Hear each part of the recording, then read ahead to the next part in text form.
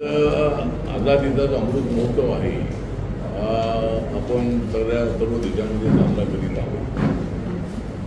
देशाला स्वातंत्र्य मिळवून देण्यासाठी अनेक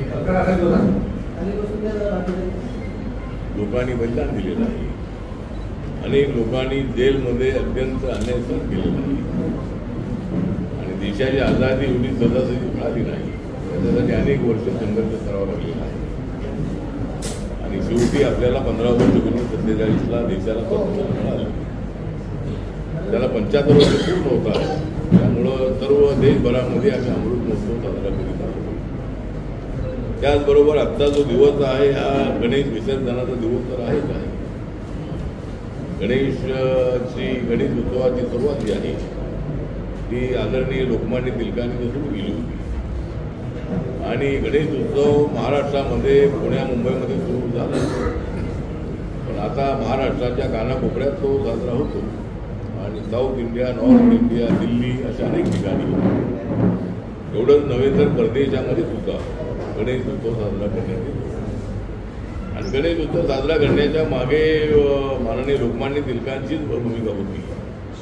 देशाला स्वातंत्र्य मिळवायचं असेल तर जन आंदोलन हे अत्यंत प्रभावी होणं अत्यंत आवश्यक आहे आणि जनजागृती अत्यंत आवश्यक आहे आणि त्यासाठी गणेश उत्सव साजरा करण्यात आला. त्याच्या पाठीमागे ही भावना होती की याच्यामध्ये सगळ्या जाती धर्माच्या लोकांनी सामील व्हावं आणि त्याप्रमाणे त्या सुरुवातीच्या काळामध्ये हिंदू असतील, मुस्लिम असतील, दलित असतील, आदिवासी असतील असे सगळे जाती धर्माचे लोक त्यामध्ये सामील होत होते आणि आज सुद्धा गणेश उत्सवाला सगळे लोक सामील होतात.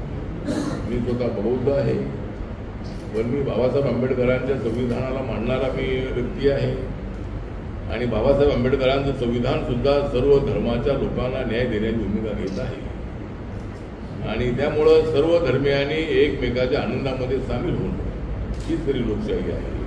हेच खरं संविधान आहे. संविधान मजबूत करायचं म्हणजे तरी काय मजबूत करायचं, इथल्या माणसाला मजबूत करायचं, इथल्या माणसाला जोडायचं, त्याच्यातले जे मतभेद आहेत ते मतभेद पूर्णपणे मिटवायचे अशाच पद्धतीची भावना घटनाकारांची होती आणि संविधानामध्ये आज मुद्दा मोठ्या प्रमाणामध्ये त्यामध्ये आहे. अशा पद्धतीनं आज गणेश उत्सवाच्या निमित्तानं आणि नरेंद्र मोदी यांचा 75वा वाढदिवसही आहे. त्या निमित्तानं देशभरामध्ये दिव्यांगजनांना साहित्य वाटण्याचा कार्यक्रम होतो आहे. एलिम्को नावाची कंपनी कानपूरमध्ये आहे आणि ती माझ्या मंत्रालयाच्या अंतर्गत येते आणि दिव्यांगजनांना लागणारं सगळं साहित्य जे आहे हे बनवण्याचं काम जे आहे ते त्या ठिकाणी करण्यात येतं आहे. आत्ताच आम्ही एलिम्को कंपनीला 330 कोटी रुपये जे आहे की त्याच्या एक्सपान्ससाठी दिलेली आहे आणि अजूनही त्यांनी चांगल्या पद्धतीनं काम करावं या दृष्टिकोनातून आमचं मंत्रालय प्रयत्न करत आहे. माझं मंत्रालय जे आहे ते सोशल जस्टिस आणि पॉवरमेंटचं नाव आहे आणि माझ्या मंत्रालयाच्या अंतर्गत शेड्यूल कास्ट, DNT, OBC, दिव्यांगजन, सिनियर सिटीजन, ट्रान्सजेंडर, अनाथ अशा सर्व लोकांचं माझं मंत्रालय आहे. जवळजवळ 85% लोकांचा त्याच्यामध्ये सहभाग असण्याचे मंत्रालय आहे आणि एक सामाजिक न्यायाबरोबर आर्थिक न्याय देण्याचे मंत्रालय आहे. समाजाला जोडण्याचं काम करणारे मंत्रालय आहे. माझ्या मंत्रालयाच्या अंतर्गत ओल्ड एज होम आहे, डी ॲडिक्शन सेंटर आहे. आता आम्ही जे नशामुक्ती भारत अभियान जे आहे ते आम्ही सुरू केलेलं आहे आणि देशाच्या सर्व जिल्ह्यामध्ये आम्ही ते सुरू केलेलं आहे. 2020मध्ये आम्ही ते सुरू केलं तेवढ्या 272 जिल्ह्यांचा आम्ही कव्हर केलेली आहे. पण आता आम्ही निर्णय घेतलेला आहे की सर्व जिल्ह्यामध्ये नशामुक्त अभियान जे आहे हे अभियान सुरू करण्याचा निर्णय घेतलेला आहे आणि नशेमुळं अनेक कुटुंब बर्बाद होत आहे. कॉलेजला जाणारी मुलं जी आहेत ती ड्रग किंवा अशा पद्धतीचा नशा करून ते स्वतः उद्ध्वस्त होत आहे, आपलं आयुष्य उद्ध्वस्त करत आहे. आपल्या आईवडिलांना जे त्यांचं स्वप्न आहे ते तो भंग करण्याचा प्रयत्न करत आहे. त्यामुळं त्यांना त्या व्यसनापासून मुक्त करण्यासाठी माझं मंत्रालय सातत्यानं प्रयत्न करत आहे आणि आतापर्यंत करोडो लोकांना आम्ही व्यसनाच्या बाहेर आम्ही काढलेलं आहे. त्यामुळं अशा पद्धतीचं मंत्रालय आज मला इथे डहाणूमध्ये आज या निमित्तानं प्राईम मिनिस्टर ऑफिसने मला कार्यक्रम दिला होता आज गणेश विसर्जनाचा कार्यक्रम असतानाही या ठिकाणी डहाणूसारख्या एका ऐतिहासिक ठिकाणी या ठिकाणी मोठा ट्रायबल बेल्ट आहे, या ठिकाणी जे वाढवण बंदर जे आहे ते या ठिकाणी त्याचं लोकार्पण सोहळा जो आहे, आपल्या लोकार्पण सोहळा जो आहे हा माननीय प्रधानमंत्री नरेंद्र मोदी हस्ते झालेला आहे. त्या ठिकाणी 4 लाखापेक्षा जास्त लोकांना रोजगार मिळणार आहे आणि जगात हे 9व्या नंबरचे बंदर राहणार आहे. जवळजवळ 76 कोटी रुपये खर्च करून या बंदराची निर्मिती होत आहे. त्यामध्ये ज्या काही लोकांना वाटतं आमच्यावर अन्याय होतो आहे त्यांना त्यांचं समाधान करणं आमचं कर्तव्य आहे. जिल्हाधिकारी आमचे आहे ते सगळा त्याचा अभ्यास करतील आणि जे त्या ठिकाणी काय म्हणतात अफेक्टेड आहे, ज्यांची जमीन गेलेली आहे, ज्यांचं अजून काय त्यामध्ये गेलेलं आहे त्या जागेमध्ये त्या सगळ्यांना भरीव अशा पद्धतीचं कॉम्पेन्सेशन मिळालं पाहिजे. त्यांच्या मुलांना तिथं नोकऱ्या मिळाल्या पाहिजे.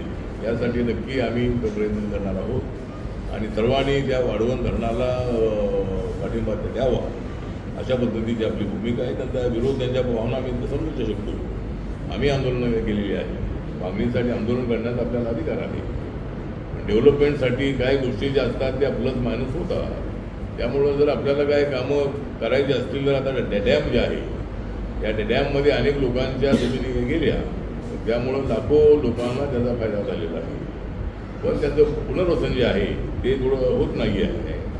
त्यामुळं सरकारला माझी विनंती आहे की ज्यावेळेला प्रोजेक्ट आपण बनवतो त्यावेळेला कॉम्पेन्सेशन देण्याची रक्कमसुद्धा त्यामध्ये ॲड असली पाहिजे. अनेक वेळेला असं होतं की लोकल प्रोजेक्ट पूर्ण होत नाही आहे. 10,000 करोडचा प्रोजेक्ट असेल आणि तो 3-4 वर्षामध्ये पूर्ण करायचा असेल तर तो 3-4 वर्षामध्ये पूर्ण झाला पाहिजे. पण अनेक वेळेला तो 10 वर्षे 20 वर्षे त्याला लागतात आणि 10,000चा जो प्रोजेक्ट आहे तो 20-25 हजारपर्यंत पोचतो आणि त्यामुळं अनेक कामं अशी रेंगाळतात. त्यामुळं सरकारच्या दृष्टीनंही कुठलाही प्रोजेक्ट हातामध्ये घेतला की जेवढ्या त्याला मंजुरी आहे तेवढ्यामध्येच तो कसा त्या पिरियडमध्ये पूर्ण होईल अशाही पद्धतीची एक सिस्टीम जी आहे ती आपण तयार करणं त्यात आवश्यक आहे. आणि म्हणून मला असं वाटतं की या अशा पद्धतीनं वाढवून धरणासाठी मी एकदा त्या ठिकाणी भेट देणार आहे. जे विस्थापित लोक आहेत त्यांच्याशी मी बोलणार आहे आणि त्यांना न्याय कसा मिळेल या दृष्टिकोनातून आमचा प्रयत्न आहे. एक तर आमचं नरेंद्र मोदींचं सरकार जे आहे हे सबका साथ सबका विकासची भूमिका घेणार आहे. आमचं सरकार हे कुणाच्या जातीच्या धर्माच्या विरोधामध्ये नाही. आम्ही घेतलेले निर्णय जे आहेत ते हिंदू, मुस्लिम, शीख, इसाई, बुद्धिस्ट, जैन, लिंगायत, पारशी जे कुणी लोक आहेत या सगळ्यांना म्हणजे त्यामध्ये धर्माचा कुठे उल्लेख नाही. ही योजना त्यांना मिळू नये अशी भावना अजिबात नाही. त्यामुळे मुस्लिम समाजाला माझं निवेदन आहे की आमचं सरकार हे मुस्लिमांच्या विरोधामध्ये आहे अशा पद्धतीचा खोटा प्रचार हा करण्यात येत आहे. आणि आम्ही जे 10% आरक्षण दिलेलं आहे, इकॉनॉमिक वेलफेअर सेक्शनला 10% आरक्षण दिलेलं आहे. हे जे आरक्षण आहे हे आरक्षण हिंदू असेल, मुस्लिम असेल किंवा कोणी असेल जे SC, ST, OBCच्या कॅटेगरीमध्ये जी जात नाही, जो धर्म नाही त्या सगळ्या लोकांना त्याचा फायदा होतो आहे. ज्याचं उत्पादन 8 लाखाच्या आतमध्ये आहे त्या प्रत्येक कुटुंबाला त्याचा फायदा होतो आहे. महाराष्ट्रामध्ये मराठा असतील, ब्राह्मण असतील, लिंगायत असतील, जे लोक या 3 कॅटेगरीमध्ये तर नाहीत अशा सगळ्या लोकांसाठी आरक्षण आहे. आणि मी आरक्षणाचं सांगतो की आरक्षणाबद्दल फार वाद करण्याची आवश्यकता नाही. मराठा समाजाला आरक्षण मिळालंच पाहिजे ही भूमिका सुरुवातीपासून आम्ही घेतलेली आहे. राज्य सरकारने राज्याचं 10% आरक्षण मराठा समाजाला दिलेलं आहे आणि मराठा समाजाच्या आरक्षणाचा मुद्दा जो आहे केंद्राचं आरक्षण जे आहे ते केंद्राचं आरक्षण मिळण्यासाठी राज्याकडून आमच्याकडे प्रस्ताव आला पाहिजे. आणि जर आमच्याकडे प्रस्ताव आला माझ्या मंत्रालयाकडे तर सर्व क्षत्रियांना आरक्षण देण्याची मागणी देशभरामध्ये आहे. म्हणजे महाराष्ट्रामध्ये मराठ्यांची मागणी आहे, हरियाणामध्ये जाट समाजाची मागणी आहे, गुजरातमध्ये पटेल पाटीदारांची मागणी आहे, त्यानंतर राजस्थानमध्ये UPमध्ये राजपूत समाजाची मागणी आहे. तर क्षत्रिय कम्युनिटीमध्ये ज्या ज्या प्रकारचे येतात या सगळ्यांची मागणी अशी आहे की आम्हाला आरक्षण द्या. आणि आम्हाला आरक्षण द्या म्हणजे सगळ्यांना द्या असं त्याची मागणी नाही आहे. आमच्या समाजातल्या गरिबांना आरक्षण द्या. ज्याचं उत्पादन 8 लाखाच्या आतमध्ये आहे त्यालाच आरक्षण मिळणार आहे. आणि ओबीसीचं आरक्षण देताना मंडल कमिशनच्या शिफारशी ज्या करण्यात आल्या त्यावेळेला मंडल कमिशनने देशभरामधल्या जातींचा अभ्यास केला आणि त्यामध्ये हिंदू असेल, मुस्लिम असेल, कुणी असेल, मुस्लिम समाजाच्या जवळ 80% जाती त्या मंडल कमिशनमध्ये आहे. ओबीसीला आरक्षण मिळते 27%. त्याच्यामध्ये मुस्लिम समाजाचा जो आहे तो 80% त्यामध्ये आहे, ऑलरेडी त्या ओबीसीमध्ये आहे, त्यांना आरक्षण ऑलरेडी मिळतं आहे. त्यामुळं मला असं वाटतं की ज्याचं उत्पादन 8 लाखाच्या आतमध्ये आहे. आता माननीय जरांगे पाटील यांची मागणी अशीच आहे की आमच्या घरी मराठ्यांना आरक्षण द्या, कुणबी म्हणून आरक्षण द्या, ही त्यांची जी मागणी आगळी मागणी आहे. त्यांच्या मागणीशी आम्ही सहमत आहोत की मराठा समाजामध्ये सगळे लोक श्रीमंत नाही, जे लोक 8 लाखाच्या आतमध्ये उत्पादन ज्यांचं आहे त्यांना आरक्षण द्यायचं आहे. पण महाराष्ट्रातल्या मराठ्याला आरक्षण देत असताना भारत सरकारला सगळ्या जातींचा विचार करावा लागेल, क्षत्रियांचा, आणि तो विचार करूनच आम्ही 10% आरक्षण दिलेलं आहे. 10% आरक्षण जे आहे ते दिलेलं आहे. आणि एक तुम्हाला आकडेवारी सांगतो की 2011च्या जनगणनेप्रमाणे शेड्यूल कास्ट 16.6% आहे, ट्रायबल कमीत कमी 8.4% आहे. हे दोघे मिळून 25% पॉप्युलेशन आहे. आणि ओबीसीचं पॉप्युलेशन जे कालेलकर कमिशनच्या अभ्यासाप्रमाणे 52% असावं असं त्यांचं म्हणणं आहे. जनगणनेनंतरच ते कळेल आपल्याला ते नक्की किती आहे. पण कालेलकर आयोगाने जो अभ्यास केलेला आहे त्या अभ्यासाप्रमाणे त्यांनी 52% ओबीसी देशात असावे असा अंदाज व्यक्त केलेला आहे. म्हणजे जर 52% असतील आणि 25% झाले तर 77%, ज्यांचं पॉप्युलेशन 77% आहे त्या लोकांना आरक्षण मिळतंय. 15% शेड्यूल कास्ट, 7.5% शेड्यूल ट्राईब आणि 27% ओबीसी, असे मिळून 49.5% आरक्षण आहे.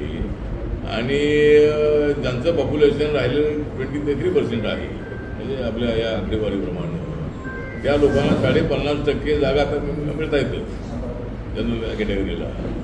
त्यामुळे जनरल कॅटेगरीला काहीच मिळत नाही असा जो भावना आहे ती भावना मनातून काढून टाकली पाहिजे.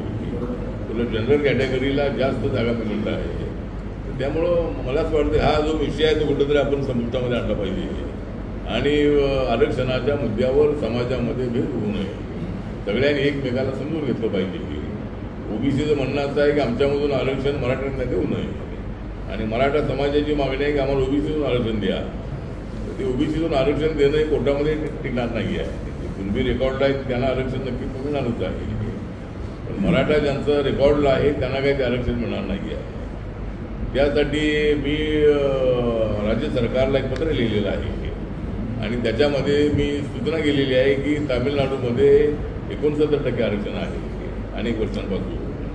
आणि ओबीसीमध्ये 2 कॅटेगरी आहेत, एक 30% आणि 20% अशा 2 कॅटेगरी ओबीसीमध्ये आहे. 18% शेड्यूल कास्टला आरक्षण आहे आणि 1% ट्रायबलला आहे.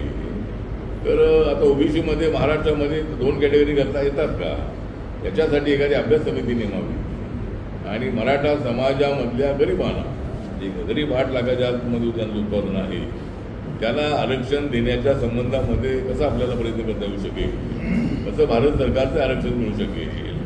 तर जर तामिळनाडूचा अभ्यास करून जर महाराष्ट्रामध्ये मराठा समाजाला जर जरांगे पाटील यांची मागणीच आहे की आम्हाला ओबीसी म्हणून आरक्षण द्या, तर मग तिकडे ओबीसी करता आहे. म्हणून मराठा समाजासाठी एक वेगळी कॅटेगरी ओबीसीची करू जर आरक्षण देता येत असेल तर त्याचा अभ्यास राज्य सरकारने करावा आणि मराठा समाजातल्या लोकांचं समाधान करावं, अशा पद्धतीची आपली मागणी आहे. बाकी माझं जे मंत्रालय आहे ते मंत्रालय, तर मी सांगितलं माझ्या मंत्रालयात यावर्षीचं बजेट 1,65,000 कोटीचं आहे आणि माझं मंत्रालय मी आता सांगितलं कोणाकोणाच्या कामं करतो आहोत. आणि नरेंद्र मोदींच्या नेतृत्वाखाली आतापर्यंत जवळजवळ 51 कोटी लोकांचे बँकेमध्ये अकाउंट उघडण्यात आलेले आहे. त्यानंतर जवळजवळ 46 कोटी लोकांना मुद्रा योजनेजवळ मिळालेलं आहे. जवळजवळ 10 कोटीपेक्षा जास्त लोकांना गॅस सिलेंडर मिळालेले आहेत उज्ज्वला योजना आणि जवळजवळ 4 कोटीपेक्षा जास्त लोकांना प्रधानमंत्री आवास योजनेचं घर मिळालेलं आहे. 4 कोटीपेक्षा जास्त लोकांना आयुष्यमान भारत योजनेचा फायदा मिळालेला आहे. त्यामुळं आपण अशा पद्धतीने आपला तर अशा पद्धतीनं अनेक योजना ज्या आहे या सगळ्या योजना सर्व जाती धर्माच्या लोकांच्यासाठी आहे त्यामुळं नरेंद्र मोदीजी हे अत्यंत सक्षम असे नेते आहेत आणि आरक्षण जे आहे ते आरक्षण कुणालाच घटनेने दिलेलं आरक्षण कुणाला काढता येणार नाही. कुणी जर अशा पद्धतीच्या भूमिका मांडत असतील तर ते चूक आहे. आरक्षण कुणालाच घटनेने दिलेलं आरक्षण काढता येणार नाही. सर